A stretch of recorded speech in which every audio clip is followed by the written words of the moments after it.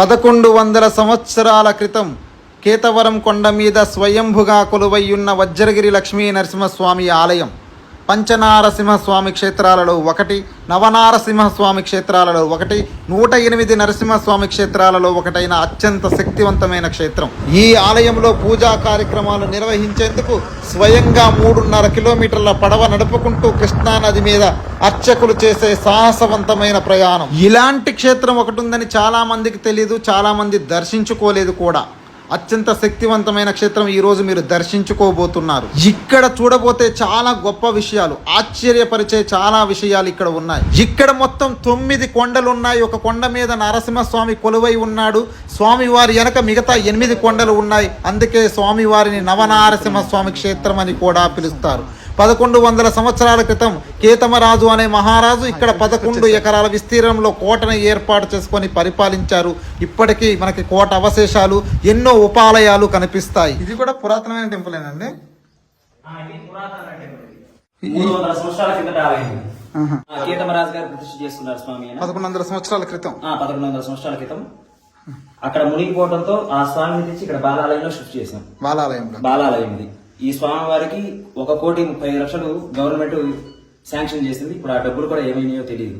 కేతమరాజు గారు ప్రతిష్ఠ చేసుకున్న స్వామి, కానీ డబ్బులు ఏమైనాయో ఎవరికి తెలియదు. ఈ స్వామి వాసిరెడ్డి వెంకటాద్రి నాయుడు మహారాజు గారు ఇక్కడే ఈ స్వామి ఇక్కడ ప్రతిష్ఠ చేసుకుని 7,777 ఎకరాల 7 సెంట్ల 7 గజాల 7 అడుగులు స్వామివారికి దారాదత్తం చేశారు. రాజావారు వాసిరెడ్డి వెంకటాద్రి నాయుడు గారు స్వామివారికి 7,777 ఎకరాల 7 సెంట్ల 7 గజాల 7 అడుగుల స్థలాన్ని కానుకగా అందించారు. ఈ రోజు ఇంత గొప్ప శక్తివంతమైన ఆలయాన్ని చూడబోతున్న మీరు, నేను అందరం అదృష్టవంతులం. ఎంతో ప్రాచీనమైన ఈ దేవాలయం ఒకటి ఇక్కడ ఉందని, అత్యంత నారసింహస్వామి క్షేత్రాలలో శక్తివంతమైన ఒక క్షేత్రం ఇది. అలాంటి క్షేత్రాన్ని మనం దర్శించుకోబోతున్నాం ఈ రోజున. ఈ క్షేత్రం యొక్క గొప్పతనం 1100వ సంవత్సరంలో కేతమ రాజు అనే ఒక యాదవ రాజు ఇక్కడ ఈ ప్రాంతాన్ని పరిపాలించారు. 11 ఎకరాలలో ఒక కోటను కట్టుకొని ఈ యొక్క సామ్రాజ్యాన్ని నెలకొల్పాడు. ఆ కోటని, దాని యొక్క పూర్తి వివరాలను మరొక వీడియోలో అందజేస్తాను. ఇక్కడ మనం చూస్తున్న ఈ దేవాలయం వచ్చేసి రాజ్యలక్ష్మి అమ్మవారు. ప్రపంచంలో స్వయంభుగా కొలువై ఉన్నటువంటి రాజ్యలక్ష్మి అమ్మవారి యొక్క ఆలయాలు 2 ఉన్నాయి. ఒకటి మంగళగిరి, 2 కేతవరం కొండ మీద కొలువై ఉన్న వజ్రగిరి లక్ష్మీ నరసింహస్వామి ఆలయం ఉన్న ప్రదేశంలో అదే కొండ మీద అమ్మవారు స్వయంభుగా కొలువుదీరి ఉన్నారు. ఇక్కడ నుంచి మనం చూస్తే కింద కొన్ని ఇళ్ళు కనిపిస్తున్నాయి. ఈ చుట్టుపక్కల ప్రాంతాలలో ఎక్కడ కూడా ఇల్లు లేవు. ఎందుకంటే పులిచింతల ప్రాజెక్టు కట్టడం వల్ల ఈ చుట్టుపక్కల గ్రామాలన్నీ మునిగిపోయాయి. ఇక్కడున్న గుడి, కింద గుడి చూసాం, సాక్షాత్తు 300 సంవత్సరాల క్రితం వెంకటాద్రి నాయుడు గారు మహారాజా గారు నిర్మించినటువంటి గుడి. ఆ గుడికి ఒక 100 మీటర్ల దూరం అవతలి వరకు నీళ్లు వచ్చి ఆగిపోతాయి ఫుల్గా. అంటే ప్రాజెక్టు 45 టీఎంసీల నీళ్లు వచ్చినా కూడా అక్కడి వరకే వచ్చి ఆగిపోతాయి. మిగతాది కొండ చుట్టూ దారి ఉంటుంది. ఇక్కడ కొంతమంది గ్రామాన్ని ఖాళీ చేసినా వెళ్ళలేక ఇక్కడే ఒక 120 కుటుంబాలు ఇల్లు ఏర్పరచుకొని ఉంటున్నారు ఈ దేవాలయ భూముల్లోనే. ఇంకా ఇక్కడ చూస్తే ఇంకెక్కడ కూడా సుమారు 25 కిలోమీటర్ల వరకు ఎక్కడ గ్రామాలు కనిపించవు. కానీ ఎదురు కృష్ణానది ఒడ్డున రేబల్ల అనే గ్రామం ఉంటుంది. ఆ రేబల్ల అనే గ్రామం తెలంగాణ నుంచి దాటితే ఎదురుగా ఈ కేతవరం కొండ మనకి దర్శనమిస్తుంది. ఇక్కడ వజ్రగిరి లక్ష్మీ నరసింహ స్వామి. ఇప్పుడు మీరు చూస్తున్నారు ఆ స్వామి యొక్క స్వయంభూ రూపాన్ని.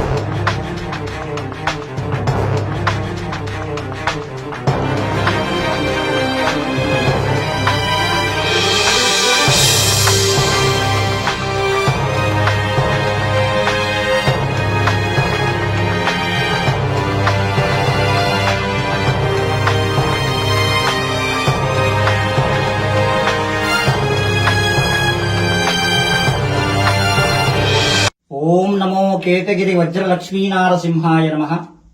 భగవద్బాంధవులారా, భక్త మహాశయులారా, అఖిలాండ కోటి బ్రహ్మాండ నాయకుడు కేతవరం వజ్రలక్ష్మీ నరసింహస్వామి వారు నవనారసింహ క్షేత్రంలో క్షేత్రం, అలాగే పంచనారసింహ క్షేత్రంలో క్షేత్రం, 108 నరసింహస్వామి క్షేత్రాల్లో క్షేత్రం. నవనారసింహములు అహోబిలం, అంతర్వేది, సింహాచలం, యాదగిరిగుట్ట, తదుపరి వాడపల్లి, మట్టపల్లి, కేతవరం, వేదాద్రి, మంగళగిరి. నవనారసింహ క్షేత్రంలో ఆగమం ప్రకారంగా ఈ యొక్క క్షేత్రం 2వ స్థానంలో ఉంది. అలాగే నవనారసింహ క్షేత్రములలో 7వ స్థానం అంటే 7వ స్థానంలో ఉంది. పంచనారసింహ క్షేత్రములలో 3వ స్థానంలో ఉంది ఈ యొక్క క్షేత్రం. ఇంతటి విశిష్టత గల క్షేత్రానికి దారి మార్గం లేదు.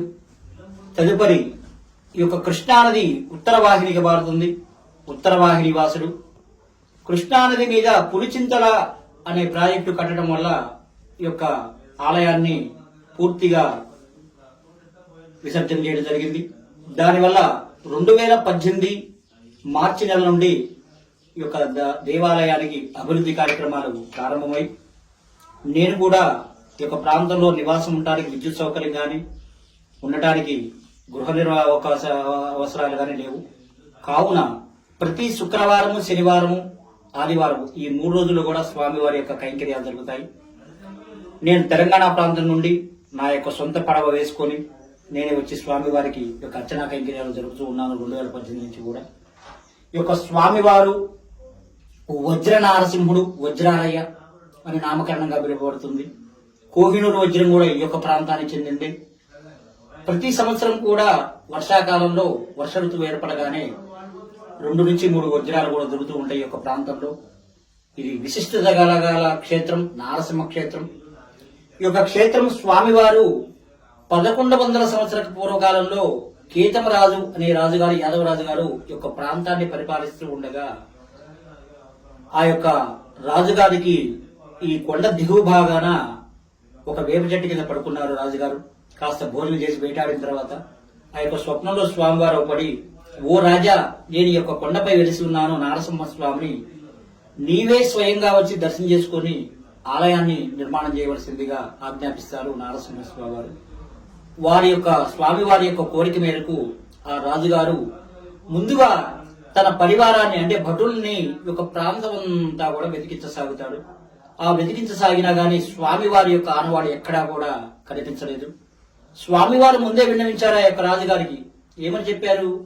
ఓ రాజా, నేను నారసింహ స్వామిని కొండపై స్వయంభూగా వెలిసాను, నీకే దర్శన భాగ్యం కల్పిస్తానని రాజుగారు ముందుగానే ఆ రాజుగారికి చెప్పడం జరిగింది స్వామివారు. అయినా గాని రాజు అనే ఒక అహంకారంతో ఆ యొక్క స్వామివారిని నిర్లక్ష్యం చేసి తన భటుల్ని, పరివారాన్ని వెతికించసాగాడు. ఆ యొక్క భటులకి ఎక్కడా కూడా స్వామివారి యొక్క ఆనవాడు కనిపించలేదు. తిరుగు ప్రయాణమై తన యొక్క కోటకు అంటే కృష్ణానది ఒడ్డున కోటకు ఒక 11 ఎకరాల సుమారులో ఆ యొక్క రాజుగారు కోట ఏర్పరచుకొని అక్కడే నివాసం ఉండటం జరిగింది. ఆ రాజుగారు తిరుగు ప్రయాణమై ఆ కోటకు చేరుకున్నారు. చేరుకున్న కొంతకాలానికి 3 మాసాలకి, సుమారుగా 3 మాసాలకి మరలా ఇదే ప్రాంతానికి, అటవీ ప్రాంతం, ఇదంతా కూడా అరణ్య ప్రాంతం, 9 కొండలు ఉన్న ఈ యొక్క ప్రాంతంలో 9వ కొండలో స్వామివారు ఉన్నారు.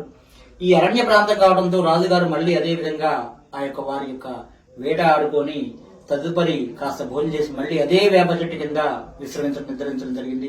ఆ నిద్రావస్థలో జారుకోగానే వీపున 5 ఏళ్లతో ఒక దెబ్బ కొట్టినట్టుగా కొట్టారు స్వామివారు. దిగ్గుని లేచి చూసేసరికి ఎవరూ లేరు. కృష్ణానది నది నుండి ఒక పండు ముసలి అతను, దాదాపుగా 80 నుంచి 90 ఏళ్ల మధ్య ఒక ముసలతను అటు నుంచి కృష్ణానది నుండి వస్తూ ఉండగా ఆ రాజుగారు, ఓ తాత, నీవు నన్ను ఏమన్నా లేపావా, లేకపోతే నన్ను ఏమైనా పలకరించావా, నన్ను ఏమైనా కొట్టావా అని ఆ యొక్క పండు ముసలతన్ని ప్రశ్నించాడు. ఓ మహానుభావ, ఓ రాజుగారు, మిమ్మల్ని మీ దరికి చేరటం కూడా, మిమ్మల్ని తాకటమే మాకు అదృష్టం, కానీ అటువంటిది మీరు మహానుభావులు, మిమ్మల్ని మేము ఎలా తాకి మిమ్మల్ని కొట్టడం జరుగుతుంది అని ఆ యొక్క రాజుగారికి విన్నవించాడు ఆ పండు ముసలుడు. సరే గాని తాత, ఒకసారి ఇటు నా దగ్గరకు వచ్చి నా వీపుని ఏదో బాగా నొప్పిగా ఉంది, ఒకసారి నువ్వు చూసి ఏమైందో చెప్పగలవా అని చెప్పాడు. అప్పుడు ఆ ముసలతను సరే రాజుగారిని ఆయన యొక్క వస్త్రాలను తీసి చూడగానే 5 వేళ్లతో బాగా ఎర్రగా పొంగిపోయి ఉందట ఆ యొక్క నా రాజుగారికి. వామ్ము, ఏమిటిది ఇలా జరిగింది రాజుగారు, ఏంటి, ఎవరిని కొట్టారా ఏంటి, ఎవరిని పులేవని గిరిందా ఏంది అని అన్నాడట ఆ యొక్క ముసలతను. సరే దాదా, నువ్వు వెళ్ళిపో, నాకు చాలా బాధగా ఉంది, నేను నొప్పికి తట్టుకోలేకపోతున్నానని అనేసరికి ఆ పండు ముసలతను మళ్లీ అదే కృష్ణానది వైపుగా వెళుతూ ఉన్నాడట ఆ యొక్క పండు ముసలతను. చూసేసరికి ఇక ఏమి పండు ముసలతను వెళ్ళిపోతూ ఉండగా రాజుగారు దిగ్భ్రాంతి చెందాడు. ఏమిటి ఇది మాయ అని ఆలోచన చేసేవాడు. వెనుక తిరిగి చూడగానే ఆ పండు ముసలతను అక్కడ చూసేసరికి లేడట, అక్కడి నుంచి అదృశ్యమైపోయాడట. ఓహో, ఈయన నారసింహస్వామి వారు అని అప్పుడు ఆలోచించి ఆ యొక్క పండు ముసలతను అతనే నారసింహస్వామి వారు కొని ఆ యొక్క ఆలోచనలో పడ్డాడట నారసింహస్వామి వారు. అప్పుడు ఆ యొక్క రాజుగారికి ఆకాశ మార్గం నుండి, ఓ రాజా, ఓ వచ్చింది నేనే, ఎవరో కాదు. నీకు దర్శన భాగ్యం కల్పించింది నేనే. కాబట్టి నీకు గతంలోనే చెప్పి ఉన్నాను, నేను నీకే దర్శన భాగ్యం కల్పిస్తానన్నాను కానీ నీ యొక్క భటులు కల్పించలేదు చెప్పలేదు. కావున నువ్వు దయించి నీకు నువ్వే చక్కగా దర్శన భాగ్యం కల్పించుకోమని చెప్పాను కానీ నువ్వు నిర్లక్ష్యం చేసావని చెప్పేసరికి రాజుగారు, ఓహో స్వామి, నేను నాది అపరాధం క్షమించు, మరి నేను నిన్ను దర్శనం చేసుకోవడం ఎలా అని చెప్పగానే అప్పుడు ఆ యొక్క స్వామివారి ఈ విధంగా చెప్తున్నాడట, ఓ రాజా, కొండపై 6 చెట్టు ఉంటుంది, 6 చెట్టుపై గరుడ పక్షి ఉంటుంది. ఆ యొక్క గరుడ పక్షి తూర్పు ముఖంగా ఉంటుంది. నేను పడమర దిక్కుగా ఉన్నాను, అక్కడికి వెళ్లి నేను దర్శనం చేసుకోమంది ఆజ్ఞాపిస్తాడు ఆ యొక్క రాజుగారికి స్వామివారు. అదే విధంగా ఆ యొక్క రాజుగారు దిగ్గును లేచి తన గుర్రాలతో తన యొక్క భటులతో సహాయంతో ఈ ప్రాంతమంతా వెతుకుతూ ఉండగా ఈ యొక్క రాజుగారు మాత్రం ఈ యొక్క ప్రాంతానికి రాగానే ఇక్కడ 6 చెట్టుపై ఉంది.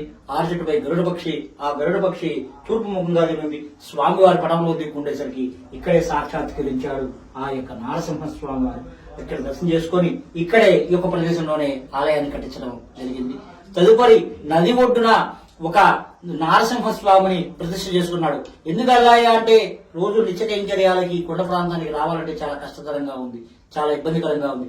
అప్పటికప్పుడు రాజుగారు యొక్క బండలతో తన యొక్క పరివారంతో 610 మెట్లని ఏర్పాటు చేసి భక్తుల సౌకర్యార్థం ఏర్పాటు చేశారు. ఆ మెట్లు కూడా ఇప్పుడు తీసివేయడం జరిగింది. కాలక్రమేణా ఇది నిర్వీర్యమైపోతుంది యొక్క ఆలయం ప్రకారంగా. అందుకని నూతనంగా మళ్ళీ 2018లో మళ్ళీ నూతనంగా ఏర్పాటు చేశారు మెట్లు. తదుపరి నది ఒడ్డునున్న ఒక నారసింహస్వామిని నిత్య కైంకర్యాల కోసం, ఆ యొక్క రాజుగారి యొక్క అవసరాల కోసం, స్వామివారి యొక్క బ్రహ్మోత్సవాల కోసం అక్కడ స్వామివారిని ప్రతిష్ఠ చేసుకుని అక్కడ ఆలయాన్ని కట్టించడం జరిగింది. ఇది దీని యొక్క పరివారంతో స్వామివారి యొక్క పరివార దేవతలంతా కూడా అక్కడే నిక్షిప్తమై ఉండేటట్టుగా 108 ఆలయాలు మొత్తం ఈ యొక్క ప్రాంతంలో కేశవరాజు గారు ఏర్పాటు చేసి ఉన్నారు. కానీ ఏ రోజు కూడా స్వామి వారికి యొక్క కైంకర్యార్థం స్థిర ఆస్తి అనేది ఎక్కడ కూడా స్వామి వారికి ఇవ్వలేకపోయాడు. తన యొక్క సొంత ఖజానా నుంచి తన సొంత డబ్బులతో స్వామివారి కైంకర్యాలు చేసుకుంటూ వచ్చాడు. ఇది దీని యొక్క విశిష్టత. రాజుగారి యొక్క కాలక్రమేణా 1100 సంవత్సరాల పూర్వకాలం నాటి యొక్క రాజుగారు నారసింహస్వామి వారి యొక్క చరిత్ర. తదుపరి కేశవరాజు గారి యొక్క పరిపాలన అంతమైపోయింది. వెంకటాద్రి నాయుడు, వాసిరెడ్డి వెంకటాద్రి నాయుడు మహారాజు గారి యొక్క పరిపాలన వచ్చింది. వారి యొక్క పరిపాలనలో మరి ఒక నారసింహస్వామిని దిగువ భాగంలో ఉన్న కొండ కింద దిగువ భాగంలో మరి ఒక ఆలయాన్ని ప్రతిష్ఠ చేసుకొని నిర్మాణం చేసుకొని అందులో మరి ఒక నారసింహస్వామి ప్రతిష్ఠ చేశాడు. ఆ నారసింహస్వామి ఆలయం కట్టడానికి కూడా కొండ దిగువనున్న కృష్ణానది ఎక్కడో దూర ప్రాంతంలో ఉంది. ఆ ఆలయాన్ని కట్టాలంటే నీళ్లు ఇవన్నీ అవసరాలు కావాలి కాబట్టి అక్కడికక్కడే నది ఒడ్డునున్న ఆలయానికి కొండ దిగువ భాగం ఎదురుగా ఖాళీ స్థలంలో ఒక కొలంలాగా తీశాడు. ఆ కొలంలో తీస్తూ ఉండగా పంచలోహమూర్తియగు లక్ష్మీ నారసింహ సమేత లక్ష్మీ సమేతుడై నారసింహస్వామి వారు పంచలోహమూర్తి దాంట్లో లభ్యం కావడం జరిగింది. ఇప్పటికీ కూడా చైత్ర పౌర్ణమికి ఆ యొక్క స్వామివారి యొక్క కళ్యాణం స్వాతి నక్షత్రం రోజు ఆ యొక్క స్వామివారి యొక్క బ్రహ్మోత్సవాలు కళ్యాణం అత్యంత వైభవంగా వైఖాన సాగంగా జరుగుతుంది. ఇది దీని యొక్క విశిష్టత. ఆ యొక్క నారసింహస్వామి వారు ఆ ఆలయాన్ని కట్టేంత వరకు కూడా ఆ కులంలో ఉన్న నీళ్లు అదృశ్యమైపోయాయట. అంత విశిష్టత గల ఈ యొక్క ప్రదేశం ఇప్పటికీ కూడా ఆ పొలను పాడుబడి ఉంది. ఇంకా దాన్ని ఏమి బాగు చేయడానికి కూడా ఆస్కారం లేక అలా ఉండిపెట్టాము. ఎందుకంటే ఆ యొక్క వెంకటాద్రి మహారాజు గారు ఆలయాన్ని కట్టించిన తర్వాత స్వామి వారికి యొక్క పోషణార్థం 7,777 ఎకరాల 7 సెంట్ల 7 గజాల 7 అడుగుల మాన్యాన్ని స్వామికి భూమిని ఇనాంగా ఇచ్చారు. ఇంతటి అతి పెద్దమైన క్షేత్రంలో ప్రపంచంలో మనకి ఆస్తిపరుడు ఎవరయ్యా అంటే ఈ యొక్క కేశవరం వజ్ర నారసింహ స్వామి వారు. కాకపోతే ఇక సేవ్యంలోకి మాత్రం 2,500 ఎకరాలు ఇంకా సేవ్యంలోకి రావాలంది. ఈ యొక్క పులిచింత ప్రాజెక్టు వల్ల 576 ఎకరాలు ముంపుకు గురైంది. ఆ యొక్క పారితోషికం కూడా ఇంతవరకు స్వామివారి యొక్క శాఖకు దేవాదాయ శాఖ వారికి కూడా రాక వారు ఇబ్బంది పడుతున్నారు. జీతభత్యాలు లేవు. కాలక్రమేణా పనివాళ్లు ఎవరు కూడా లేకపోయేసరికి ప్రస్తుతం శుక్రవారం శనివారం వారి 3 రోజులే ఈ యొక్క కైంకర్యం చేయవలసి వస్తుంది. ఎందుకంటే ఇవాళ సామాన్యంగా ఏదైనా కార్యక్రమం చేయాలంటే ఆ లక్ష్మీ అమ్మవారు ఉండాలి. లక్ష్మి ఉంటేనే గానీ మనం ఏదైనా ముందుకెళ్ళగలము. కాబట్టి స్వామి వారి కూడా ఆ లక్ష్మి లేకపోతే కైంకర్యాలు జరగడం కానీ కూడా చాలా ఇబ్బందికరంగా ఉంది. ఇది దీని యొక్క అది ఒక విశిష్టత. తదుపరి రాజ్యలక్ష్మి అమ్మవారు ఇక్కడ నవనారసింహ క్షేత్రములలోను పంచనారసింహ క్షేత్రములలోను అలాగే 108 నరసింహస్వామి క్షేత్రంలోను రాజ్యలక్ష్మి అమ్మవారు మొట్టమొదటిగా మనకి ఇక్కడ ఈ కేతగిరి కొండపై స్వయంభూగా అవతరించిందనడానికి ఇక్కడ ఆలయ యొక్క చరిత్ర చెప్తుంది. అది కూడా ఎలా అంటే స్వామివారు స్వామివారి మీద అలిగి పైకి కూర్చుంది. స్వామివారి ఆలయం దిగువ భాగంలో ఉంటుంది, అమ్మవారి ఆలయం ఎగువ భాగంలో ఉంటుంది. చెంచులక్ష్మి అమ్మవారు దిగువన తొడ మీద అది ధ్రువబేరంలో ఉంటుంది తప్ప చెంచులక్ష్మి అమ్మవారు ఎక్కడా కూడా స్వయంభూగా ఎక్కడా ఉండదు.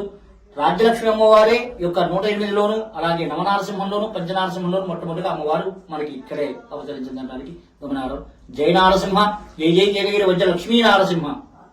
రోజు నిత్యం అంటే నైవేద్యం పెట్టడానికి మీకు చాలా ఇబ్బందిగా ఉంది కదా అయ్యగారు, కానీ శుక్ర శని ఆదివారాల్లో ప్రత్యేకించి మీరు అటుపక్కున్న రేవల్లె గ్రామం నుంచి రావడం ఇబ్బంది కాలేదా?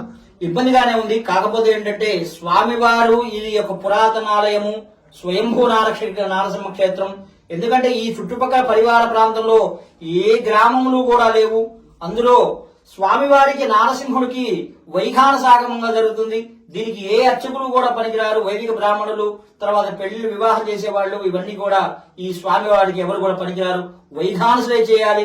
దానివల్ల అందుబాటులో మా వాళ్ళు ఎవరు కూడా లేకపోయేసరికి ఆ యొక్క బాధ్యత అంతా కూడా నా మీదనే పడి స్వామివారి యొక్క కైంకర్యాలు చేయాల్సి వస్తుంది. నేను కూడా చాలా ఇబ్బంది పడే వస్తున్నాను. కానీ స్వామివారికి మనము జన్మ ఇచ్చి వైఖానస జన్మ ఇచ్చినందుకు ఆ స్వామివారికి యొక్క కైంకర్యాలు చేయాలనే ఒక ఆతృత.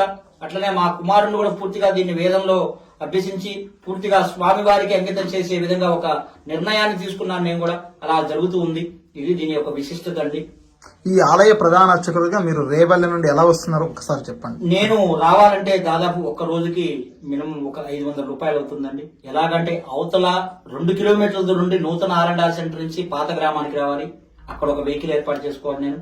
తదుపరి మరి అక్కడి నుంచి ఒక పడవ కూడా నేనే స్వయంగా కొని ఏర్పాటు చేసుకొని స్వామివారి కైంకర్యాల కోసం అక్కడ ఒక పడవ ఏర్పాటు చేసుకొని నది ఒడ్డు యువతల కేతవరం ఒడ్డు వరకు కూడా అక్కడ పడవ వస్తుంది. అక్కడ ఆపేసేసి మళ్ళీ అక్కడి నుంచి రావాలంటే స్వామివారి కైంకర్యాలు, పుష్పాలు, నైవేద్యాలు ఇవన్నీ ఉండటానికి కూడా, ఎందుకంటే విద్యుత్ సౌకర్యం లేదు కాబట్టి వల్ల స్వామివారికి నైవేద్యాలు కూడా అక్కడే ఉండి రేవలలోనే వండుకొని తీసుకొని వచ్చి స్వామివారికి కైంకర్యం జరుగుతుంది. ఇక్కడ ఒక వాహనాన్ని పెట్టుకొని ఏర్పాటు చేసుకొని ఈ విధంగా చేస్తూ ఉన్నానండి స్వామివారికి.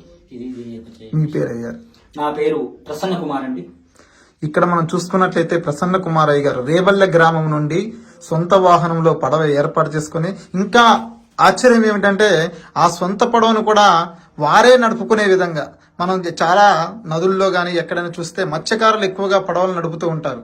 కానీ ఇక్కడ అయ్యగారు మళ్ళీ ఒక వ్యక్తిని పెట్టుకునే స్తోమత, అంటే శక్తి ఎక్కువగా అయిపోవడంతో తనే సొంతంగా ఆ వాహనాన్ని నడిపే విధంగా మీరు కూడా. ఈ రోజుల్లో చదువుకొని సాఫ్ట్వేర్ ఉద్యోగాలు చేయాల్సినటువంటి చాలా మంది మనం చూస్తున్నాము. మనకు అర్చకులు కానీ బ్రాహ్మణులు కానీ వాళ్ళ బిడ్డల్ని సాఫ్ట్వేర్ రంగంలోనూ ప్రత్యేకించి గవర్నమెంట్ రంగంలో పంపిస్తున్న తరుణంలో అయ్యగారు ప్రత్యేకించి ఒకసారి చూడండి, వారి బిడ్డను కూడా ప్రత్యేకించి స్వామివారి యొక్క సేవకి అంకితం చేయడం ఇంకా గొప్ప విషయం. ఆయన కూడా ఇంత, అంటే ఈ కాలంలో యువత చాలా వేగంగా ఇంతటి కష్టం పడి ఇక్కడికి రావాల్సిన అవసరం లేదు. కానీ వారు ప్రత్యేకించి రేవల్లె గ్రామం నుండి పడవ మీద వారి నాన్నగారితో పాటు ఇక్కడికి వచ్చి స్వామివారి యొక్క కైంకర్య పూజా సేవలో పాల్గొని స్వామివారి సేవకు అంకితం అవడం అంటే చాలా గొప్ప విషయం. ఇక్కడ ఎలాగూ ప్రభుత్వాలు పట్టించుకునే పరిస్థితి లేదు. కనీసం హిందువులారా మీరన్నా మేల్కొని ఇలాంటి గొప్ప ఆలయాలు, చరిత్రలో మనకి మిగిలినటువంటి ఆస్తి ఏదైనా ఉంది అంటే ఇలాంటి చారిత్రాత్మకమైనటువంటి దేవాలయాలు, స్వయంభూ ఆలయాలు. ఇవాళ ఊరికి 4-5 ఆలయాలు నిర్మించుకుంటున్నాం. కానీ ఇలాంటి పవిత్రమైన, చారిత్రాత్మకమైన, ప్రాచీనంగా స్వయంభుగా వెలిసినటువంటి ఇలాంటి ఆలయాలను మనం రక్షించుకుంటే ఎంతో గొప్ప. మనం చెప్పుకుంటూ ఉంటాం వైబ్రేషన్స్, పాజిటివ్ ఎనర్జీ ఎక్కడ ఉంది అని.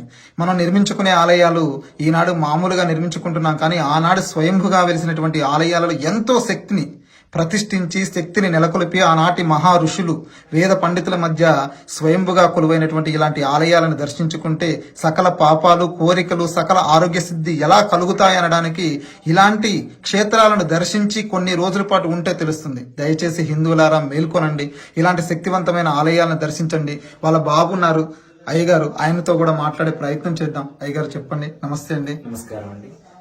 నా పేరు దేవి చెన్నకేశవాచార్యులు. నేను వైఖాన సాగమం ద్వారకా తిరుమలలో నేర్చుకున్నాను. నాన్నగారితో పాటు స్వామివారి సేవలో పాల్గొంటాను. స్వామివారి సేవతో పాటు పాల్గొన్నారు. స్వామివారి సేవకి పూర్తిగా అంకితం అయిపోయారు. ఇదండి 7770 77 ఎకరాల 7 సెంట్ల 7 గజాల 7 అడుగులు ఉన్న స్థలంలో ఇంత గొప్ప ఆలయం నిర్మాణం ఉంటే ముత్యాల రాజాగారిగా పేరుగాంచినటువంటి వెంకటాద్రి నాయుడు గారు, ఆయన గురించి మనందరికీ తెలుసు. వాళ్ళ నాన్నగారి పేరు మీద జగ్గయ్యపేట వచ్చింది, వాళ్ళ అమ్మగారి పేరు మీద అచ్చంపేట వచ్చింది. అమరావతి ఆలయం కూడా వారే వంశ పారంపర్యంగా ధర్మకర్తలు, ఎన్నో ఆలయాలు. అలాంటి గొప్ప రాజులు ఎంతో ముందు చూపుతో ఇలాంటి ఆస్తిని ఇస్తే ఈనాడు ప్రభుత్వాల నిర్లక్ష్యం కావచ్చు, హిందువుల నిర్లక్ష్యం కావచ్చు, ప్రత్యేకించి స్వామివారి యొక్క ఆలయాన్ని మనం బయట చూస్తే పూర్తిగా మనకి ఈ ఆలయాన్ని మనం కోల్పోయేటటువంటి స్థితికి వస్తే, అయ్యగారు మనం చూస్తున్నాం ప్రసన్న కుమారయ్య గారు, ఆయన సొంత ఖర్చులు, కానీ ఆయన అలాగే ఇక్కడ ఎటువంటి జీతపత్యాలు లేవు, సొంత ఖర్చులతో ఇక్కడికి రావడమే కాకుండా ఎక్కడెక్కడో ఉన్న తన కాంటాక్ట్ లో కొంతమంది భక్తుల్ని ప్రత్యేకించి కలుసుకుని వారి ద్వారా ఈ ఆలయం యొక్క నిర్మాణ పురోగతిని ఇంకా అభివృద్ధి చేస్తూ భక్తులకు ఇలాంటి ఆలయాలు మనం మిగిల్చాలి. మన హిందూ ఆస్తి అంటే హిందువులు అని చెప్పుకోవడం కన్నా కూడా మన సనాతన ప్రతి ఒక్క భారతీయులకి సంబంధించినటువంటి ఈ ప్రపంచాన్ని కాపాడగలిగేటటువంటి శక్తి కలిగినటువంటి ఈ ఆలయాలను, క్షేత్రాలని కాపాడుకోవాలని ఆ అయ్యగారు పడుతున్న కష్టం చూస్తే, ఇందాక పడవ మీద వచ్చేటప్పుడు నేను భయపడ్డాను. ఆ వయసులో సుమారు ఎంత వయసు ఉంటుంది అయ్యగారు? 40. చూశారు కదా, అంత వయసులో కూడా ఆయన కష్టపడి ఇక్కడ నుంచి పడవ దాటి, సుమారు పడవ దాటాలంటే 3 కిలోమీటర్లు ఉంటుంది. కృష్ణానది ఇప్పుడు మనం చూసినది కాకుండా పులిచింతల బ్యాక్ వాటర్ వస్తే 40 TMC నీరు వస్తే పూర్తిగా గుడి దాకా వస్తుంది. సుమారు 4 కిలోమీటర్ల వెడల్పు ఉన్న నది మీద ప్రయాణం చేసి వచ్చి స్వామివారికి నైవేద్యం పెడుతున్నారంటే నిజంగా మీరు ప్రతి ఒక్కరు ఎక్కడెక్కడ ఉన్నారో తెలియదు, ఆ భక్తులందరూ కూడా స్వామివారి యొక్క ఆలయ నిర్మాణానికి మీ తోడ్పాటు అందించండి. స్వామివారికి సంబంధించినటువంటి డీటెయిల్స్ కూడా ఈ వీడియోలో ఇస్తాము. దయచేసి ఆలయానికి నిర్మాణానికి మీ వంతు సహాయ సహకారాలు అందిస్తారని, అలాగే వీలైనంత మీ స్నేహితులకి, బంధుమిత్రులకి ఈ యొక్క ఆలయ విశేషాలు చెప్పి మన ఆలయాన్ని కాపాడుకునే ప్రయత్నం చేద్దాం హిందూ బంధువులరా. భక్తులకు కూడా చిన్న మనమండి, మేము చెప్పేది ఏంటంటే నూతనంగా కోట్ల రూపాయలు వెచ్చించి ఆలయాన్ని నిర్మాణం చేస్తున్నారు, కానీ వాటికి నైవేద్యాలు పెట్టే పరిస్థితి కూడా లేదు ఇవాళ మా యొక్క ఇదిలో అర్చకుల కుటుంబాలలో. ఎందుకంటే ₹1 పెట్టి దేవాలయం కట్టిస్తారు కానీ అర్చకుడికి జీతం ఇవ్వాలనేసరికి సక్రమంగా ఇచ్చే పరిస్థితి లేదు. కానీ ఇది ఒక క్షేత్రం ఏమిటంటే అతి పెద్ద క్షేత్రం, స్వామివారి కృతయుగంలోనే ఇక్కడ ఆవిర్భవించాడనడానికి మనకి పూర్తిగా ఆనవాళ్లు ఉన్నాయి. కావున ఇటువంటి ఆలయాలకి మీ వంతుగా మీరు సహకరించి అభివృద్ధి పదంలో తోడ్పడమని నా యొక్క మనవండి. అయ్యగారు ఇందాక వజ్రం గురించి అయ్యగారు అది స్టోరీ ఏమని చెప్తారా? అవసరం లేదు, కృష్ణానదిలో పడిపోయింది, అది దాని గురించి తదుపరి స్వామివారికి ఇక్కడ విశేషంగా చైత్ర పౌర్ణమి కళ్యాణం జరుగుతుంది. పాడ్యమి రోజు స్వామివారికి రథోత్సవం జరుగుతుంది. మనకి పంచనారసింహంలోను నవనారసింహంలోను మనకి ఇక్కడ కూడా రథోత్సవం ఉంది. మొట్టమొదటిగా మంగళగిరి, తదుపరి అంతర్వేది, కేతవరం, ఈ 3 స్థానాల్లోనే ఈ యొక్క రథోత్సవం జరుగుతుంది. ఇక్కడ పురాతనంలో ఇక కేతమరాజు గారి సమయంలో కంచురథం ఒకటి ఉండేది. కంచురథంలో వజ్రంతో కూడిన నరసింహస్వామి వారు ఆ స్వామి వారితో సహా 9 మంది అర్చకులతో సహా ఆ యొక్క నది ఒడ్డున కృష్ణమ్మ తల్లికి హారతిచ్చే సమయంలో ఆ సప్టా వేసేవాడు సప్టా సక్రమంగా సకాలంలో ఏకపోయేసరికి ఆ వజ్రంతో కూడిన నరసింహస్వామి వారి యొక్క కంచురథము 9 మంది అర్చకులతో సహా పూర్తిగా కూడా ఆ కృష్ణా నదిలో జలగర్భంలో కలిసిపోయింది. అప్పటి నుంచి దీనికి సమస్యాత్మకంగా ఎవరు అర్చకులు రావాలన్నా పూర్తిగా భయపడి ఆందోళన చెంది చేయలేకపోతున్నారు. నేను ఆ యొక్క స్వామివారి యొక్క అనుగ్రహంతో, ధైర్యంతో, మనోధైర్యంతో స్వామి శక్తి ఇచ్చాడు. అదే విధంగా ఆ యొక్క 45 TMCల మీద నీటి మీద వచ్చి చేయగలుగుతున్నానంటే ఆయన యొక్క అనుగ్రహం ఉండగలగబట్టే చేయగలుగుతున్నామండి. తదుపరి మరలా కూడా ఈ స్వామివారికి ఇప్పుడు చక్రరథం చేయించాము. ఆ యొక్క చక్రరథంతోనే ఇక్కడ స్వామివారి యొక్క ఉత్సవం జరుగుతుందండి. ఇది రథోత్సవం యొక్క విశిష్టత. ప్రతి సంవత్సరం ఉత్సవాలలో సుమారు ఎంతమంది భక్తులు పాల్గొంటారు? దగ్గరగా 10,000 నుంచి 20,000 మంది వస్తారండి. కళ్యాణానికి మాత్రం ఒక 1,500 నుంచి 2,000 మంది నివాసం ఉంటారండి. మిగతా వాళ్ళంతా కూడా వచ్చి దర్శనం చేసుకుని వెళ్ళిపోతారండి. ఇక్కడ రాత్రిపూట ఎవరైనా నిద్ర వచ్చి చేస్తారు ఆ సమయంలో ఉంటారండి. ఈ బ్రహ్మోత్సవాలు 3 రోజులు కూడా రాత్రిపూట, ఈ 3 రోజులు కూడా కళ్యాణ రోజు విశిష్టంగా 1,500 నుంచి 2,000 మంది నివాసం ఉంటారండి. ఆ సమయంలో అంటే దేవాదాయ శాఖ నుంచి కానీ ప్రభుత్వం తరపు నుంచి అంటే పూర్తిగా ఎటువంటి సహకారం ఉంటుంది? ఎటువంటి సహకారం అంటే స్వామివారి యొక్క పారితోషికం 576 ఎకరాల అమౌంట్ వారికి రాకపోయేసరికి వారు కూడా ఏమీ చేయలేని దుస్థితి వచ్చింది. అన్ని కూడా కళ్యాణానికి గాని స్వామివారి కైంకర్యాలకు గాని అన్ని కూడా భక్తుల యొక్క సహాయ సహకారంతో నడుస్తున్నాయి. నాకు ఒక రెడ్డి గారు ఉన్నారు, పాసెం నరసింహారెడ్డి గారు, ఆంజనేయ రెడ్డి గారి కుమారుడు. వారి యొక్క పూర్తి సహకారంతో ఈ ఆలయాన్ని మేము ముందుకు తీసుకెళ్తాం. మేము ఒక ట్రస్ట్ ఏర్పాటు చేసుకున్నాం చక్కగా, వజ్ర నరసింహ ట్రస్ట్ అని.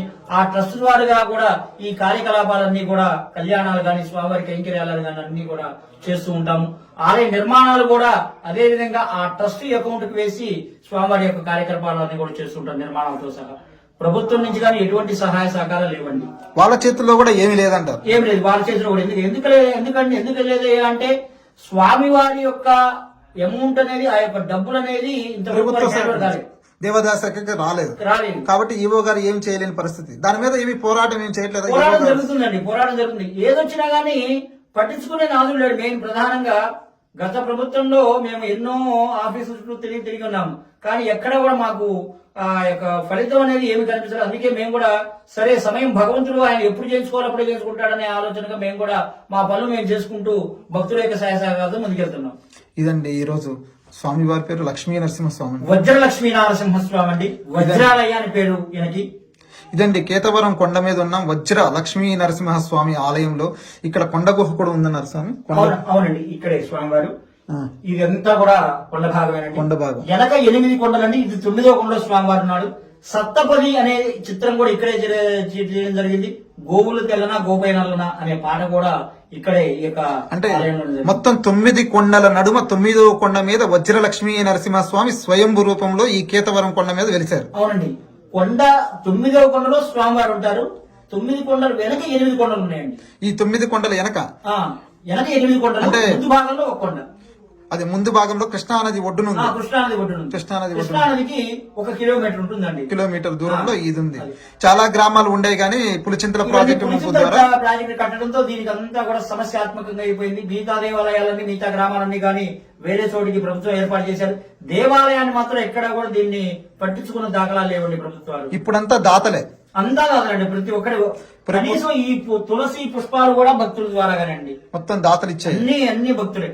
ప్రత్యేకించి స్వామివారి దగ్గర ఎవరైనా ప్రత్యేకించి పూజా కార్యక్రమాలు చేసుకోవాలని వేరే ప్రాంతాల నుండి వచ్చేవారు భక్తులు మీకేదైనా ఫోన్ చేస్తే మీరేదైనా ఆ రోజు పలానా రోజు రమ్మనమని ప్రత్యేకంగా పూజా కార్యక్రమాలు జరిపించేటటువంటి అవకాశం ఉందండి. అవకాశం ఉంది. ఎందుకంటే ఇక్కడికి రావాలంటే ముందు ప్రధానంగా దారి మార్గం లేదు.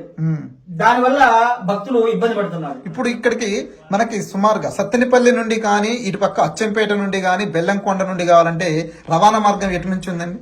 మనకి దీని యొక్క హెడ్ క్వార్టర్ మండలం బెల్లంకొండ అండి. బెల్లంకొండ వచ్చేసి 25 కిలోమీటర్లు, అచ్చంపేట వచ్చేసరికి 50 కిలోమీటర్లు, తదుపరి సత్తెనపల్లి వచ్చేసరికి 45 కిలోమీటర్లు, పిడుగురాళ్ళ 30 కిలోమీటర్లు అండి. ప్రభుత్వం వారు ఒక దారి మార్గం ఏర్పాటు చేస్తే ఈ 3 మార్గాల నుంచి కూడా రావడానికి సౌలభ్యంగా ఉంటుంది.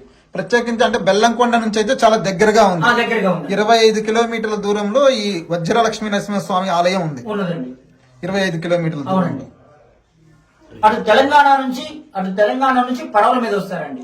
ఎక్కువ భక్తులు ఎటుపక్క నుంచి ఎక్కువ తెలంగాణ ప్రాంతం నుంచి ఎక్కువ వస్తున్నారు. ఎందుకంటే వాళ్ళకి సౌలభ్యంగా ఉంది. ఎందువల్ల అంటే పడవ దాటగానే ఇటు పక్క ఆ స్వామివారు. కానీ కృష్ణానదికి ఇక్కడ నుంచి కూడా 1 కిలోమీటర్ దూరం నడవాల్సిందే అండి. ప్రత్యేకించి ఇది ఆంధ్రాలో ఉన్నప్పటికీ కూడా తెలంగాణ భక్తుల సంఖ్య ఎక్కువగా ఉంటుంది. ఇక్కడ ఎక్కువగా ఉంటుంది. చాలా మంది ఎందుకు ఇక్కడ అంటే పూర్తిగా ప్రాచుర్యం అంటే పబ్లిసిటీ లేకపోవడం వలన, లేకపోతే ఈ స్వామి ఎక్కడ పలానా చోట ఉన్నాడని చాలా మందికి తెలియదా? కాదండి, దారి మార్గం లేకపోవడం వల్ల దీనికి రాలేకపోతున్నారు. మెయిన్ ప్రధానమైన సమస్య దారి మార్గం. అదే ప్రభుత్వం కనుక దారి మార్గం ఏర్పాటు చేసినట్లయితే చక్కగా విరివిగా రోజుకి కనీసం 100 నుంచి 150 మంది దర్శనం చేసుకోవడానికి ఆస్కారం ఉంది. ప్రతినిత్యం పూజా కార్యక్రమాలు జరుపుకోవచ్చు.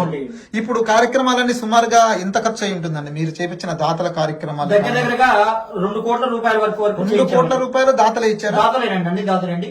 ఈ స్వయంభూ నరసింహ స్వామి వారి ఆలయం కూడా గుదిబండ వెంకట సాంబరెడ్డి గారని కొల్లిపర వాసవిలు, వారు గుంటూరులో వెంకటేశ్వర విద్యాసంస్థ చైర్పర్సన్ గారు, వారు కూడా దగ్గరగా 3 కోట్ల రూపాయలు పెట్టి ఆలయాన్ని పునర్నిర్మాణం చేయబోతున్నారు. అమ్మవారి ఆలయము తమిళనాడు వాస్తవ్యులు రామకృష్ణన్ గారు, వారు 86 లక్షల రూపాయలతో ఆలయాన్ని వారిని నిర్మాణం చేశారు. అట్లాగే మెట్లు భాస్కరరావు గారిని బెల్లంకొండ మాజీ ఎంఆర్ఓ గారు, వారు దగ్గరగా 12 లక్షల రూపాయలతో ఏర్పాటు చేశారు.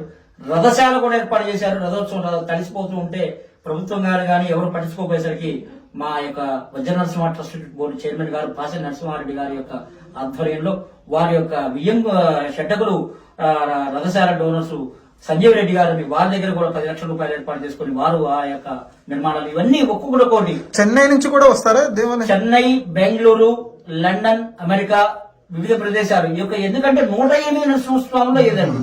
అంటే మీకు వచ్చే దాతలందరూ కూడా వేరే రాష్ట్రాలు వేరే దేశాలకు చెందిన వారే ఎక్కువగా ఉన్నారు. అవునండి. చూసారండి, ఈ దేశంలో పుట్టి ఈ రాష్ట్రంలో ఈ మండలంలో ఈ పక్కన గ్రామాలలో నివసించే మనం ఈ స్వామివారిని దర్శించుకోవడానికి ఇబ్బంది పడుతున్న ఈ తరుణంలో ఎక్కడో చెన్నై పట్టణం మహానగరం నుండి ఇక్కడికి వచ్చి స్వామివారికి అంటే పైన రాజ్యలక్ష్మి అమ్మవారికి 85 లక్షల రూపాయలతో దేవాలయం నిర్మాణం చేశారు. ఎక్కడో లండన్ లో అమెరికాలో ఉన్నటువంటి వారు వచ్చినప్పుడల్లా స్వామివారి దర్శనం చేసుకోవడమే కాకుండా వారు రాకపోయినా స్వామివారికి ఎటువంటి ఆటంకం కలగకుండా ఎప్పటికప్పుడు వారి సహాయ సహకారాలు అందిస్తున్నారు. మనం సిగ్గుపడాల్సిన అవసరం ఎంతైనా ఉంది. ఇక్కడ ఈ విషయంలో మాత్రం చుట్టుపక్కల ఉండి స్వామివారిని పట్టించుకోకపోవడమే కాకుండా ఇలాంటి రాజకీయ నాయకులు ప్రభుత్వాలకు కూడా ఇలాంటి ఆలయం గురించి చెప్పుకోలేకపోవడం ఎంత దౌర్భాగ్యం అంటే ఈ రోజు ఎన్నో చోట్ల వేరే మత సంస్థలకు చెందినటువంటి వాటి గురించి వారు మత పెద్దలు అభివృద్ధి చేసుకుంటుంటే ఇక్కడ రాజకీయ నాయకులు కులం అని కొట్టుకుంటూ ఇక్కడ ఉన్నటువంటి అత్యంత శక్తివంతమైన ఆలయాలను మర్చిపోతున్నాం. ఎంత దౌర్భాగ్యం అంటే ఇది ఎప్పటికీ కూడా ఒక ముప్పే, మహాప్రళయమే. ఎప్పుడైతే మన జీవనానికి ఆధారమైనటువంటి ఆ భగవంతుని మర్చిపోతామో ఆ క్షణం నుండి మన పతనం ప్రారంభం అయినట్టే. కాబట్టి దయచేసి ఇప్పటికైనా సరే లోకల్గా తిరిగే రాజకీయ నాయకులు కావచ్చు, పై స్థాయిలో ఉన్న వారు కావచ్చు, అధికారులు కావచ్చు, మీ యొక్క మార్గం ఎంతవరకు ఉందో అంతవరకు వెళ్ళి ప్రభుత్వానికి ఈ యొక్క సమస్యను చేరేలా చేసి ఈ సమస్యను పరిష్కరించడం అంటే సమస్య కాదు, ఆ భగవంతునికి మనం సేవ చేసే అవకాశం భగవంతుడు ఇస్తున్నట్టుగా భావించి మీ వంతు సహాయ సహకారాలను చేయాలని కోరుకుంటూ జై లక్ష్మీ నరసింహస్వామికి జై జై.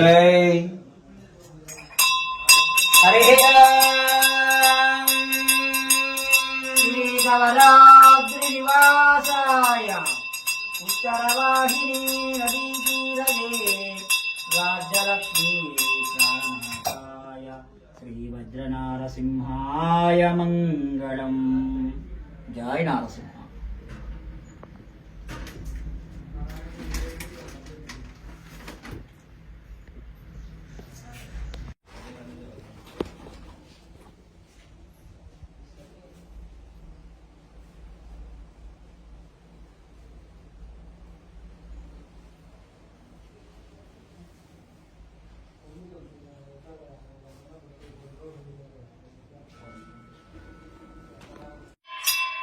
గోవింద నారసింహ గోవింద, కేశవరాద్రి గోవింద, శ్రీ వజ్రలక్ష్మీ నారసింహ గోవింద. నారసింహ, కేశవరం నారసింహ, నిన్ను చూడకనే ఉండగలనా. స్వామి కేశగిరివాస, నిన్ను చూడకనే ఉండగలనా. నారసింహ, రాజ్యలక్ష్మి ప్రాణనాథ నారసింహ. అరే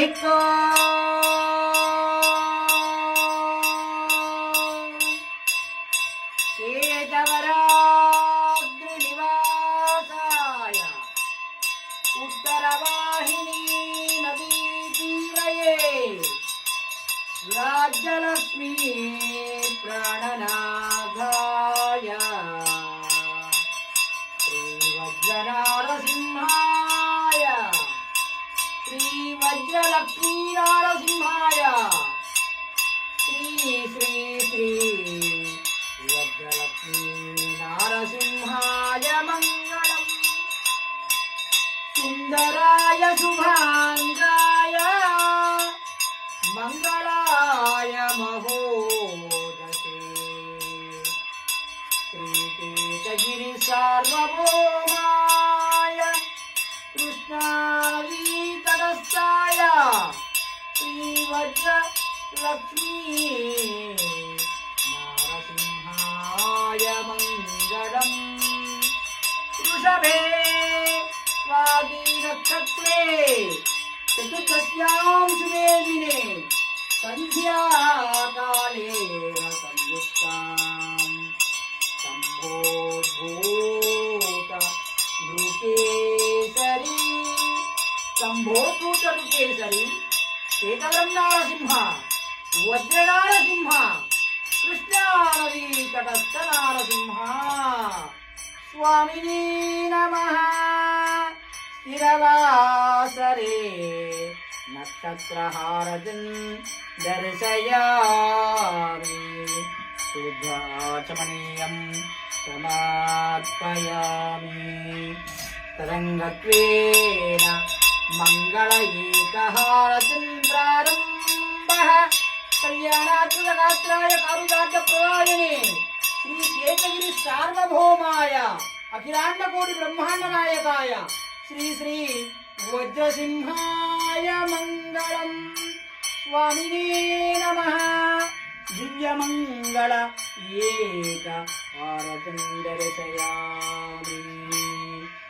ఓం నమో కేతగిరి వజ్రలక్ష్మీ నారసింహాయ స్తంభోద్భూత నారసింహాయ రాజ్యలక్ష్మీ ప్రాణనాథ నారసింహాయ. సుందర శోభాయమానంగా మనకు దర్శనమిస్తున్నాడు మన కేతగిరీశుడు, నవగిరివాసుడు, రాజ్యలక్ష్మీ ప్రాణనాథుడు, మన వజ్ర నారసింహుడు వజ్రాలయ్య.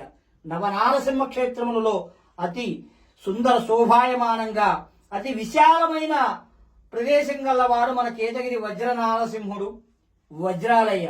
స్వామి వారిని దర్శించి తరించండి. మీ యొక్క రోగ గృహ పీడ బాధల నుండి విముక్తి పొంది నారసింహ సేవలో సదా పాల్గొనండి. జై నారసింహ, జై నారసింహ.